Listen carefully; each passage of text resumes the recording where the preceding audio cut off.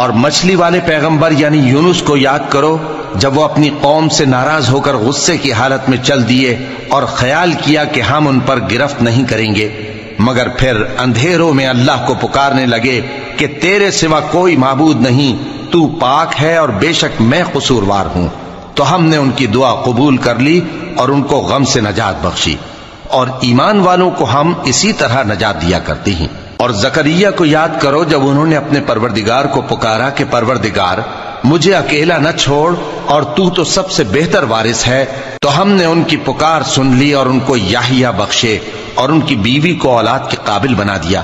یہ لوگ لپک لپک کر نیکیاں کرتے اور ہمیں امید اور خوف سے پکارتے اور ہمارے آگے عاجزی کیا کرتے تھے۔ اور ان خاتون یعنی مریم کو بھی یاد کرو جنہوں نے اپنی عفت کو محفوظ رکھا، تو ہم نے ان میں اپنی روح پھونک دی